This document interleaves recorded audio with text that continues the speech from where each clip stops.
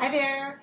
Just wanted to give you some symbolism information to share with the information that I've written in the blog so you can get an idea of what's happening in the card. I want to get you familiar with what you're looking at. So let's talk about this king.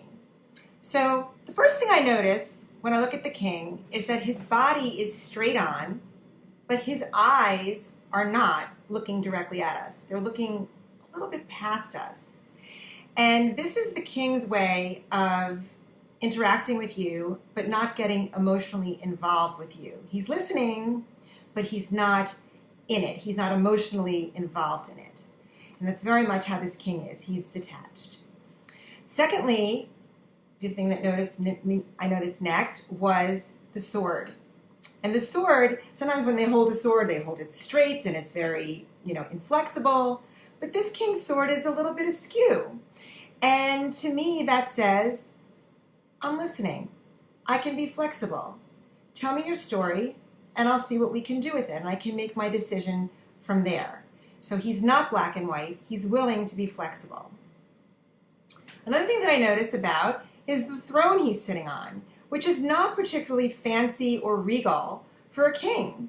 Usually king's thrones have a lot of embellishment on them, but this king is sitting more on a pillar, and the back of his throne goes way up past the top of the card. It's still going upward. And that is a reference to air, which is the suit that he represents. The element of air is the suit of swords. And on the throne are butterflies and sylphs, which are, again, references to this element of air. Another thing I notice is his little foot at the bottom of the picture here. He's wearing a red slipper, and red is a color of passion and action and movement, and this king is not necessarily those things. He's slower and he's methodical and he's analytical, and therefore his little red slipper is barely noticeable. He's hiding it under his gowns, under all of his robes. And the final thing that I'm going to point out in the card are all the clouds that are around this king. And they're lower, which means they sit with him. So when this king was not a king, when he was a knight, he was busier and more was required of him. And he moved maybe more quickly and made some mistakes. And I feel as though these clouds are memories and thoughts of those mistakes.